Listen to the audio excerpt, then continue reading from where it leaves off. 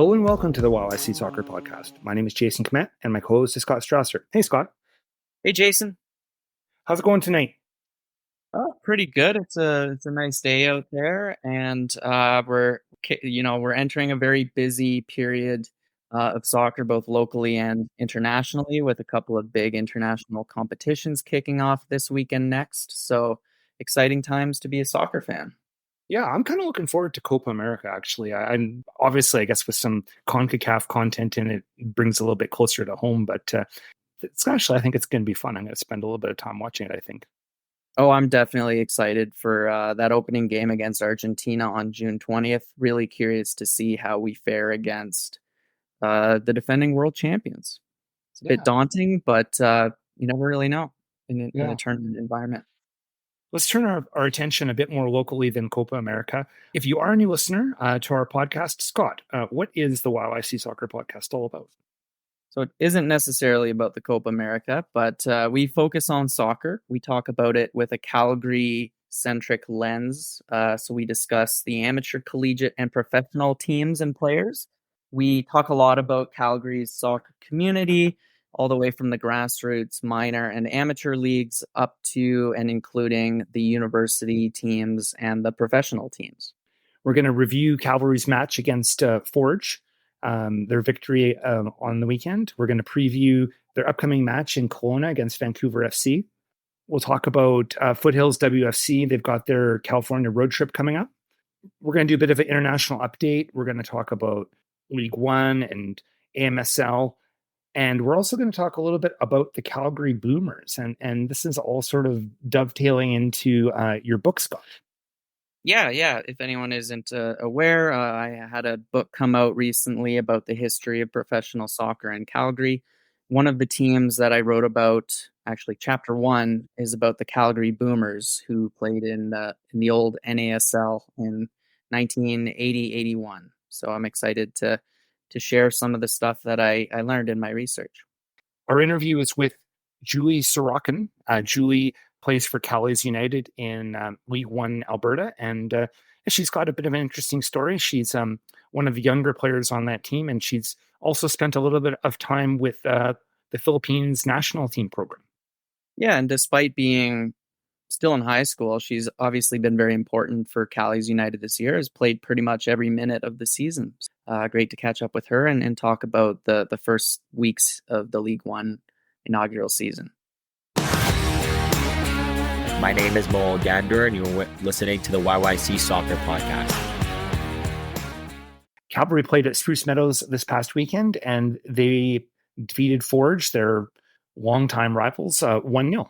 Yeah, this was a really important win for Cavalry. It ended a run of 4 consecutive draws in the regular season, and it was their first league win since May 3rd. So huge relief, I think, Tommy Wheeldon Jr. and co. But a pretty strong performance from Cavalry overall, and it was 1-0. But as you mentioned before we started recording, it probably could have been 2-0 or 3-0 based on how well they played. Yeah, I think 1-0 flatters Forge, actually. There was definitely some frustration on the part of some Cavalry players that they were playing so well, but they still hadn't broken through and scored. But eventually they did get that one goal, and I would say, yeah, they could have gotten 1 or 2 more for sure, but they managed the one, and they held strong defensively and sealed the victory. Yeah, and their one goal was arguably the best goal that they've scored this season. One of the best goals they've scored this season, definitely. It started with a pass out to the right. Lucas Diaz got the ball, slipped it between 2 Forge defenders. Really good pass from him to Fraser Aird, who was bombing down the wing, and then he squared it. And Tobias Warshevsky got his 5th goal of the season. I think that makes him the CPL's leading scorer at the moment. Yeah, it was a really nice goal. And, this is one of those things that I've been noticing, and I think we've chatted about a little bit.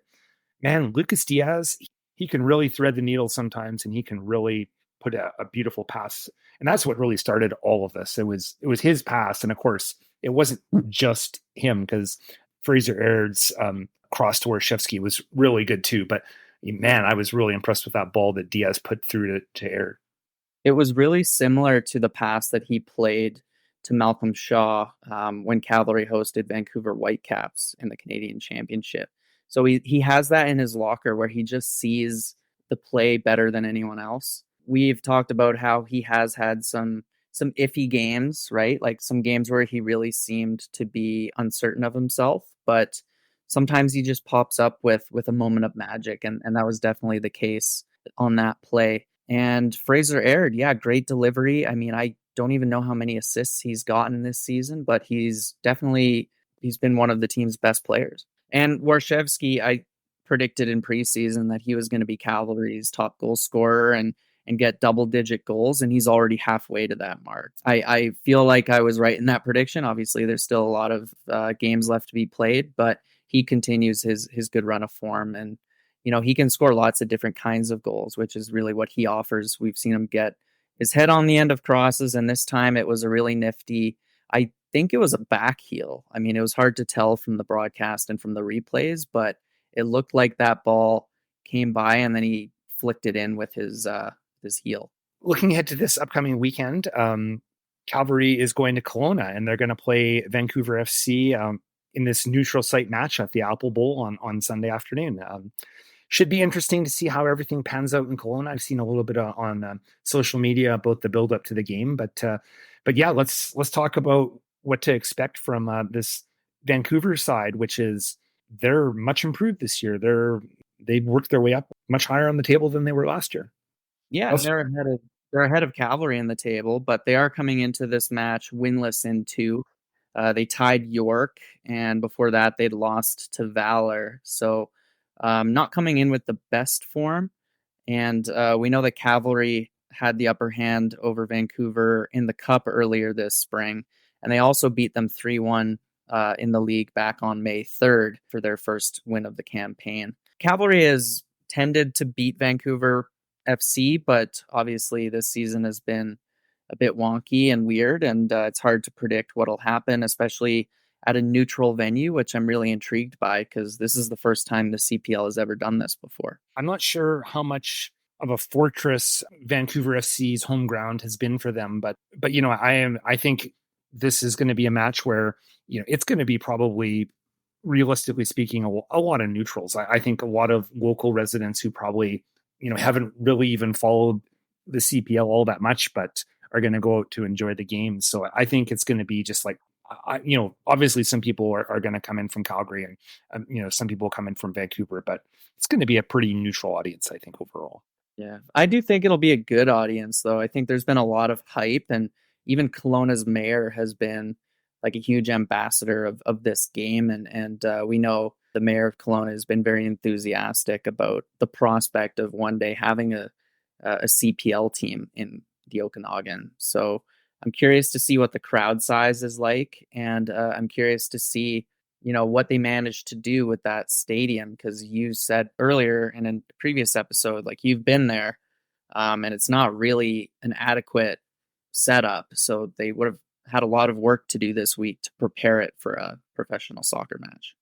For what it does in Kelowna right now, I think it's all right, but it's kind of maybe a slightly better equipped but older version of Howard Field, in Calgary. I think that would be a good way to describe it.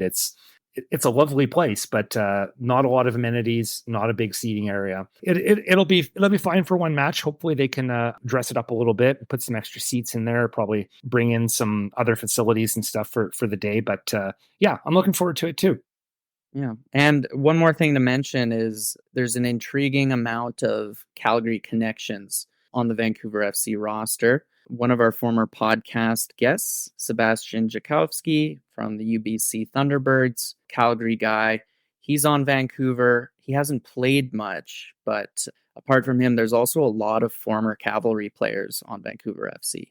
Yeah, I think you put together a bit of a list here, but what do we have? We've got Nico Giantopoulos and Gabriel Bitar and Ben Fisk, David Norman Jr., Mikhail Cantave, Elliot Simmons, I guess not really with the team anymore, but.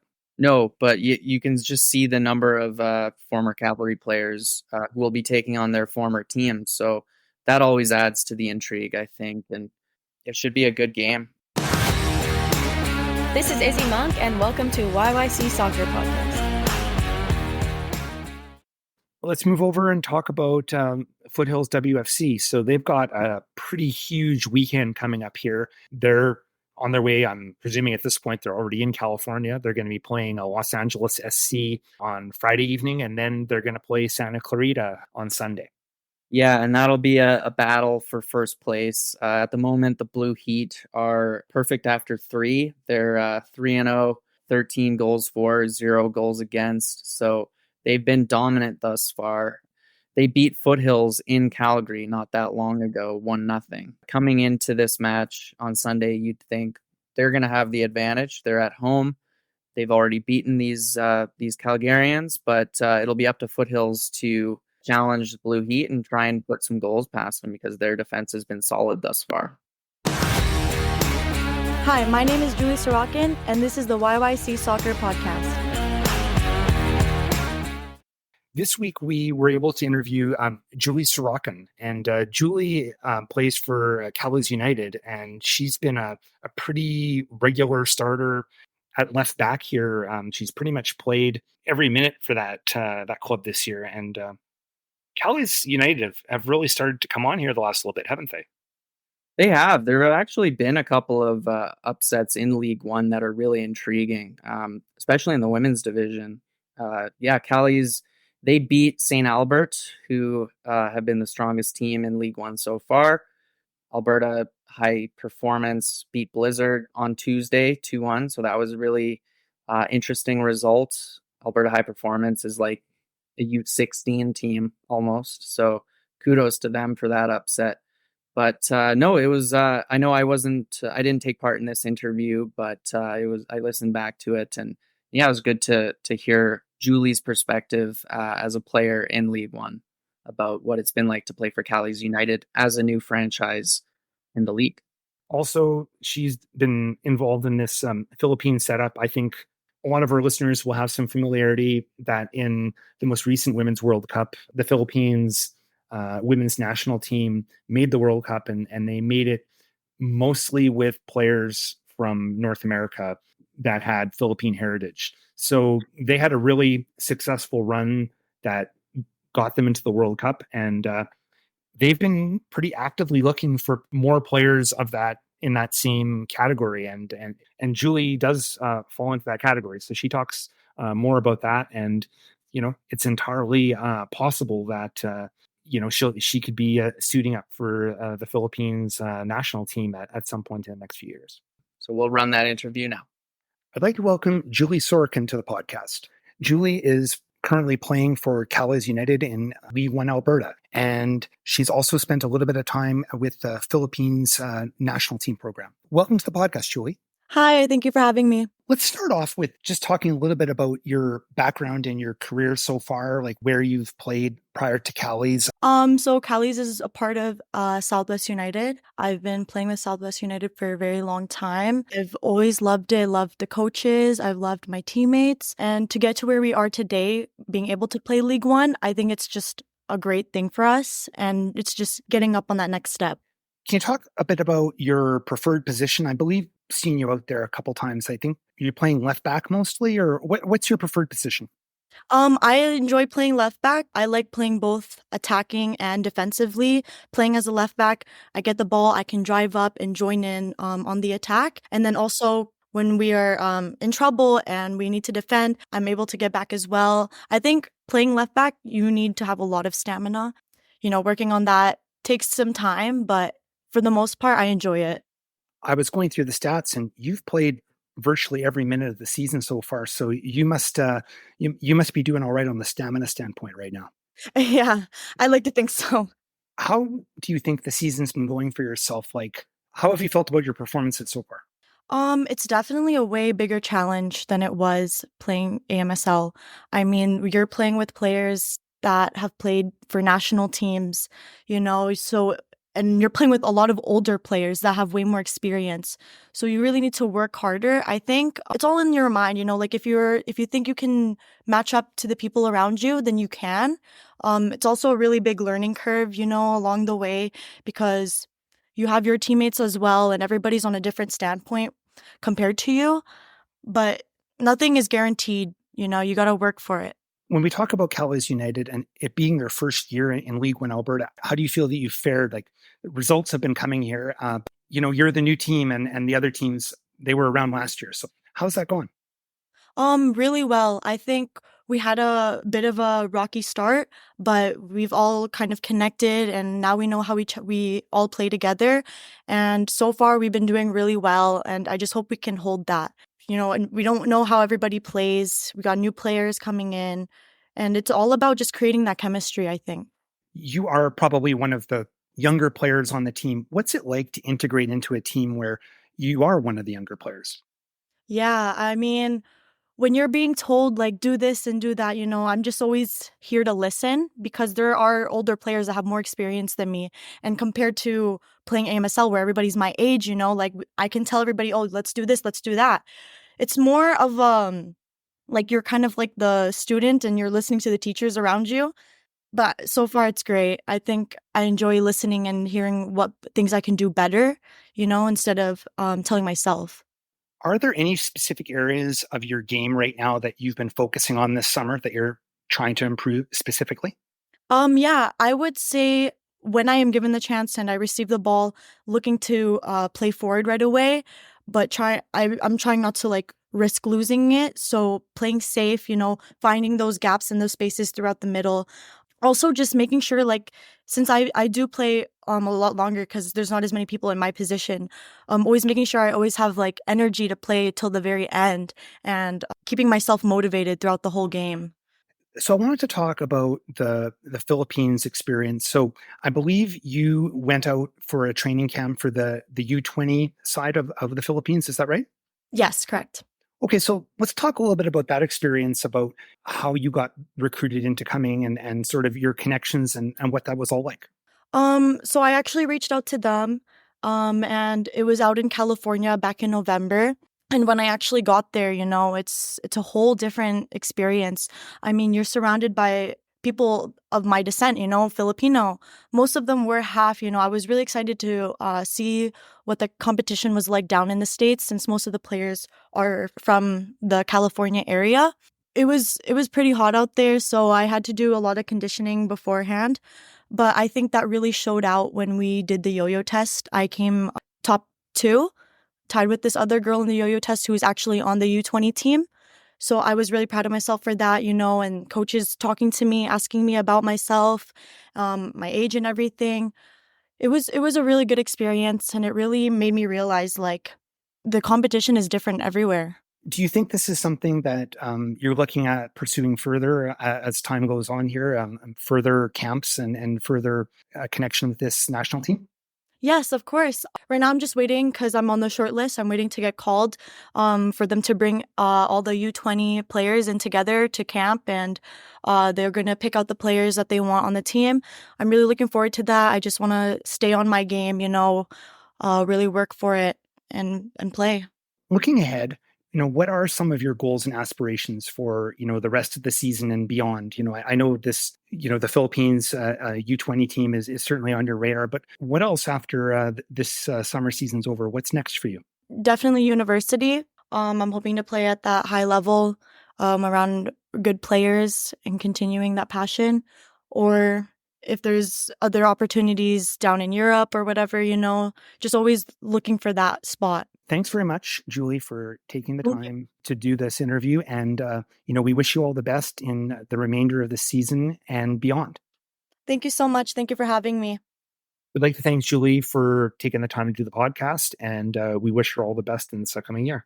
We want to talk more about Scott's book, about the history of Calgary soccer. It's called Here Come the Cavalry, and it's already available online, and it will be available in various locations around the city in the near future. Scott can speak to that. But one of the things we wanted to talk about is just give people a bit of an idea of the kinds of things that are in the book. And I know one topic that came up that we thought would be a good one to go over is the Calgary Boomers.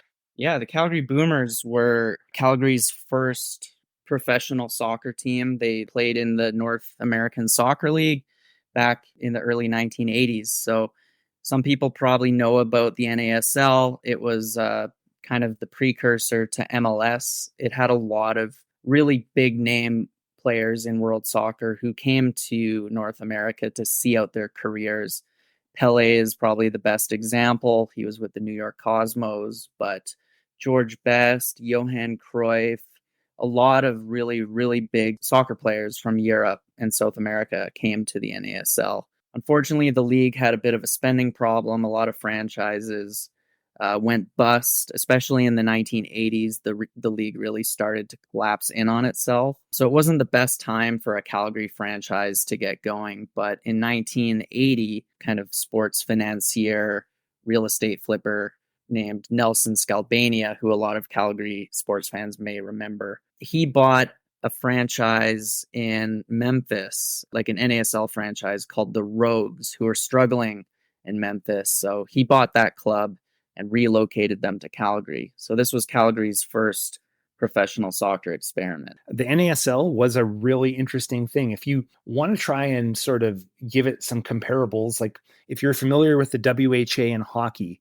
it was kind of almost a similar type enterprise, except there was no established league they were fighting against. But in a lot of ways, there probably were a lot of similarities into how the leagues were set up and how they were run and how they didn't really have legs. Would you agree with that? Yeah, and the NASL was a little bit of an outlier in world soccer. They were actually very adversarial with FIFA throughout their history because they really Americanized the game. The people who ran the NASL really felt that soccer needed some revisions for an American audience. It needed a little bit more flash, more incentives to score goals, that kind of thing. So they tweaked a lot of rules. And because of that, FIFA really didn't like the NASL. They never really did.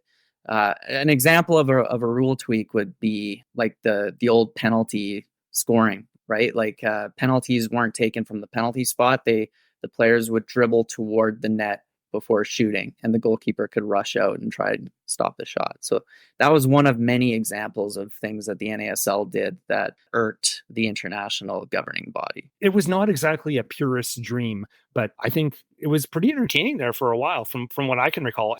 Okay, so I'll start by saying NASL also had an indoor season. So they started in kind of late fall of 1980 by competing in the NASL's indoor league. There was a player dispute going on at the time, which made it difficult for Canadian teams to go to the States. So the NASL actually created an all-Canadian division for their 1980-81 indoor season. The Boomers were playing against only the 4 other Canadian teams, which were in Vancouver, Edmonton, that would be the Edmonton Drillers, Toronto, I want to say Montreal. The Montreal Manic. Yeah, so they started with an indoor team playing at the Corral, attracting crowds of 3,000 to 4,000 per game, which if you think about the size of the old Calgary Corral, that would have been a pretty exciting sporting event to go to. But they had, most of their players were actually from the Memphis Rogues, so they stayed with the franchise essentially, but just came to Calgary. Guys like Paul D'Agostino, who played for Canada, Danny Vaughn, Steve Bradshaw. But the Boomers did recruit some South Americans because they felt that they would adapt really well to the style of play that is required in that 5-versus-5 arena soccer. So they got guys like Carlos Salguero, who had played for Boca Juniors, Juan Carlos Molina, Miguel Eduardo Batalla. So Argentinians who brought a lot of ball skills and a good first touch. So they did okay. I think, they finished with a 10-8 record in that indoor season, but that was really just to set up for the proper outdoor campaign that got going in 1981. Mm-hmm. And then they were playing at McMahon, and they got some decent attention at the time, and they got some crowds. Why don't you talk a little bit about how that first outdoor season went, Scott? So it started really poorly, actually. Despite a lot of recruitment after that indoor season, they got off to a losing start. Now they mainly looked to West Germany for their players. So Jürgen Stars, Klaus Topmüller, Willy Reimann, mostly guys who had played in the Bundesliga or who had played in the Bundesliga and then went to the NASL in their 30s or whatever to see out their careers. Their biggest name player was Jürgen Räuber, who was from Bayern Munich. They also had Helmut Kramers, who was a World Cup winner with West Germany in 1974. But despite these big names, it clearly took some time to gel because after 7 matches, they were 1-6. They really were struggling to score goals. So their head coach, who was a guy named Al Miller, he decided to go on another scouting trip to Germany and signed a player from SC Freiburg named Franz Gerber, who went on to become a scoring sensation at McMahon Stadium. And he helped the Boomers climb up the table, scoring 11 goals in his first 12 games, and really, helping the team generate some public interest to the point where they were getting 10,000 plus fans at each home game. Longtime listeners of our podcast may remember several months ago, maybe even close to a year ago, we had a guy on named Chris Daniel, who had played with the Calgary Kickers in the 1986 to 88 seasons. Different team, different league, but back in 1981, he was still kind of a youngster, and he was with the Calgary Dinos university team, but he was called up to train with the Boomers. So he was one of the guys I interviewed to talk about that team. And he said, I've watched Cavalry, I watched the Storm, I played on the Kickers, but none of those teams could really hold a candle to the Boomers in terms of their quality, because these were some of the best players in the world playing in the NASL, and we were beating them. He didn't see the pitch for the Boomers, but he was immersed in that atmosphere, and he just waxed nostalgic about those weeks and months and about just the caliber of talent that the Boomers had on their team. Yeah, they with Franz Gerber kind of scoring goal after goal, they really finished strong. I think they went from, like I said, a 1-6 record to 7-10. And they finished the season with a 17-15 record, which was good enough to get into the postseason. It's just, unfortunately, things came unraveling after that. So, Scott, how did the playoffs go that year? So they were, their first round opponent was the Fort Lauderdale Strikers, and they had to go down to Florida for both games in a 2-game series. Unfortunately, they couldn't get it done. Fort Lauderdale Strikers won both of those matches to advance to the next round of the postseason. But I want to mention a player for Fort Lauderdale who a lot of people will probably recognize, Ray Hudson, who played a big part in the series. He was employing some Mourinho-esque mind games, goading the West German players on the Boomers. I think he may have brought up World War II, really stirred up acrimonious spirit. And in the first game, there were 48 fouls called and 5 yellow cards. He also did a bit of a dirty slide tackle and took out Franz Gerber's ankles in the second game in the opening 5 minutes. So that didn't help the acrimonious spirit, and Fort Lauderdale won. Boomers were knocked out of the first round of the playoffs. I think Ray Hudson, most people won't know him for his playing career or even his coaching career. They'll know him for his commentary. He has quite the style of calling matches. Well, he's from Newcastle originally, so he has a Geordie accent, and he has very creative synonyms. So he loves Lionel Messi. If you look up Ray Hudson commentary on YouTube, you'll hear him talk about Messi scoring a goal that was like a wet dream of orgasmic proportions. Literally said that on the broadcast. So his passion comes across, but it was really interesting for me in my research to discover the role that he had played in knocking the Boomers out of the playoffs in 1981. So then they went on, and how did everything play out after that inaugural season? Very shortly after the game, Nelson Skalbania actually called a press conference, and he outlined some of the team's financial troubles. He said that they had hemorrhaged $2 million that season. They really miscalculated how much money they were going to spend versus how much they needed to raise. Even though the team was averaging decent attendances, they got 13,000 plus in their last home game. A lot of fans weren't actually paying full price or at all for their tickets. So the Boomers bled a lot of money, and Skalbania, who was in the same boat with a lot of the other sports teams that he financed in the late 70s, early 80s, ended up throwing in the towel. He tried to sell the team to basically anyone who was willing to absorb the losses. And there was even a merger discussed with Edmonton to merge with the Edmonton Drillers. But that never happened, and the Boomers were basically kicked out of the NASL after they failed to post a $150,000 performance bond to play in the 1981-82 indoor season. Basically, they overspent, didn't make enough money. Skalbania actually ended up being taken to court to pay a guy named Avron Fogelman, who had owned the Memphis Rogues, for the balance of the original sale of that team. And that dispute went all the way up to the BC Supreme Court. Skalbania eventually declared bankruptcy even, and his poor sporting investments played a big part in that downfall. The NASL had kind of its heyday in the mid-1970s when, Pelé was there and Johan Cruyff and that, like, they were getting such big crowds, especially New York Cosmos, that a lot of people thought, I really want to get into this.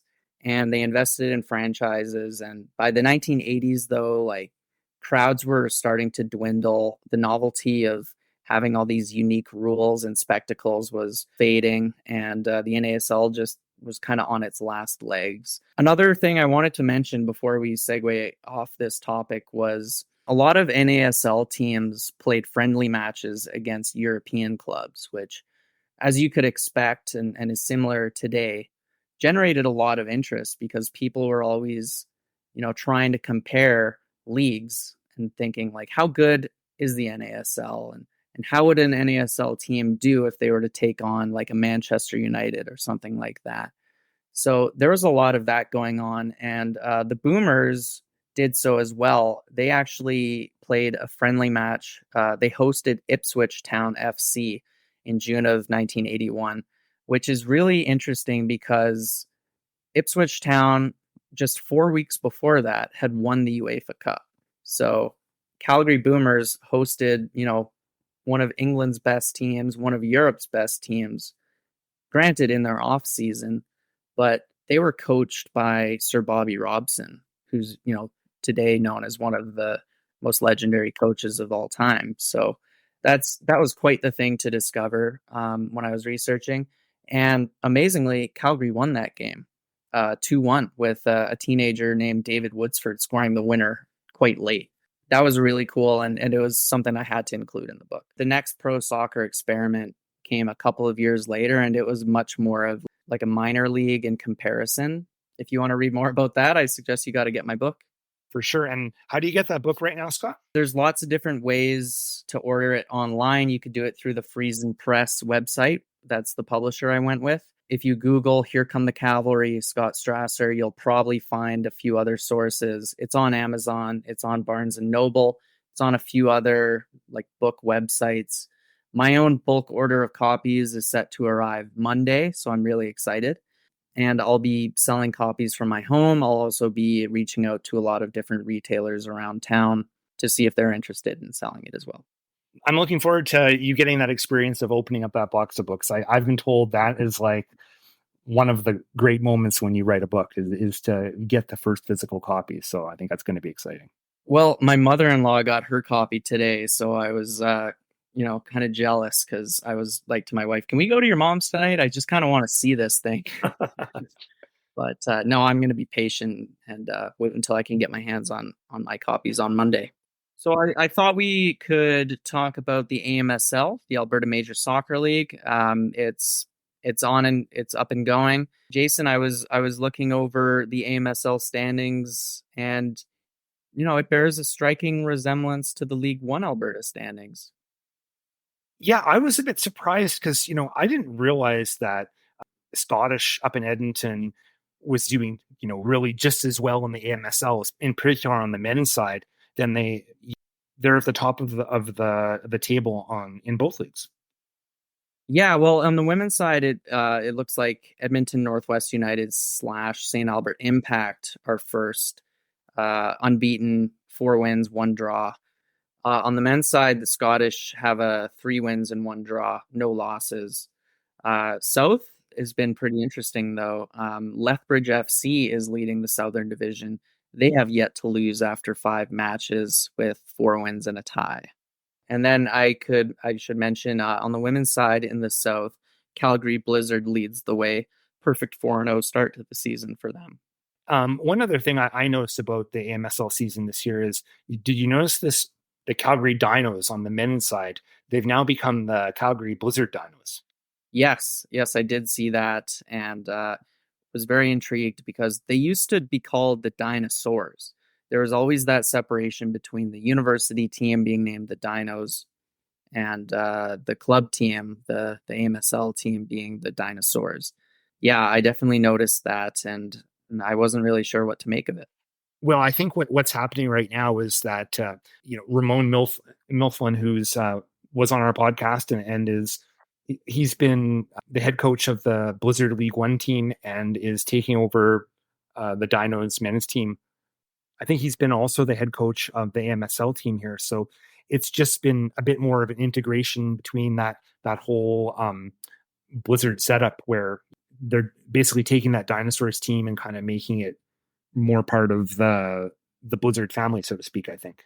So to speak, yeah. And they're are currently, they have 1 win, 3 losses, so they're second from bottom in the South. But if you pull up their roster, you do see some names from that Blizzard League One team, as far as I can tell. For sure. And the other thing on it that I find, mildly amusing is, I noticed a couple names on there, like Aiden Dumoulin, who, is the keeper for Mount Royal, and he's listed on the roster of the Calgary Blizzard Dinos, so it's, a play for the Cougars during your fall season, but in the summer season, he's kind of sort of, on the Dinos club, so to speak. Yeah, that wasn't unheard of. I mean, but in the League One days, back when I played for the Dinosaurs, we did have a couple of players who came to join us in the summer from Mount Royal University because they didn't really have any connections to any other men's team other than maybe Villains. Yeah, it is. I did notice that right off the hop. Like, oh, Aiden Dumoulin is playing for the Dinosaurs. Look at that. Let's talk about the Calgary content in this most recent FIFA international window. A few players to talk about, and I guess we'll maybe start with Malcolm Shaw because he had a pretty good game on the weekend, didn't he, Scott? He definitely did. Yeah, he didn't get to play in Trinidad and Tobago's first game of this window, which we talked about last weekend, but he got the start against Bahamas for the second match and scored a brace in what was a very easy match for Trinidad and Tobago, 7-1 victory. And he should be back for this match on the weekend for Cavalry, I'd expect. So, and Dominic Zator was on the bench for Canada in their match against France. He didn't see the field, and it was announced today that they're making a couple roster adjustments for Copa America, and he's one of the players that was returned to his club. Yeah, disappointed for him. He really didn't have a great one in the cameo that he got against the Netherlands. So I didn't really expect him to see the pitch against France. I guess same with the Copa America squad, but great experience for him to even be on that trip and to be in that environment. So one other player with Calgary connections who was involved in this recent international window, same guy we mentioned last episode, Kanija Elva, former Calgary Southwest United player. He's with the St. Lucian national team, and he played but didn't score in their 2-2 draw against Aruba.